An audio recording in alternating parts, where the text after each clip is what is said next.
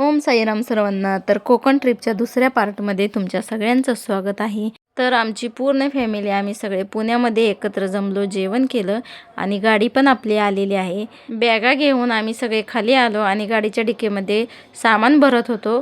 तर एवढी थंडी होती ना, प्रचंड थंडी होती. मग आमच्या बॅग पण एवढ्या होत्या ना, कारण ट्रिपला जायचं आहे 3 दिवस, त्यासाठी आम्ही खूप सारं सामान घेतलं होतं. चप्पलचे डबल जोड आणि 2-2 बॅगा भरून कपडे. त्यामुळे बॅगा बसायला जरा त्रास होत होता आणि CNG गाडी असल्यामुळे जास्त स्टोरेज पण नव्हतं की आम्ही सगळ्या सामान ठेवू शकेल, पण तसंच ॲडजस्ट केलं आणि गाडीमध्ये बसलो. तर आमच्या छान अशा ट्रिपला छान अशी सुरुवात झालेली आहे. आणि पुढे गेल्यानंतर खूप मोठं असं मॉलसारखं दुकान होतं, जे रात्रीच्या 2 वाजता पण चालू होतं. आणि रात्रीच्या 2 वाजता पॉपकॉर्न खाल्लं, काही जणांनीच खाल्लं. आणि करेक्ट 4:30 वाजता आम्ही अलिबागला पोहोचलो. तिथं गेल्यानंतर रूम शोधण्यासाठी आमचा अर्धा तास गेला. म्हणजे 5 वाजता आम्हाला छान आणि सुंदर पूर्ण फॅमिलीसाठी मस्त अशी रूम मिळालेली आहे. आणि बेड पण होते, ज्यावरती आम्ही सगळे 11 जण आम्ही झोपू शकत होतो. तर आम्ही मग 5 वाजता झोपलो आणि सकाळी बरोबर 8 वाजता उठलो.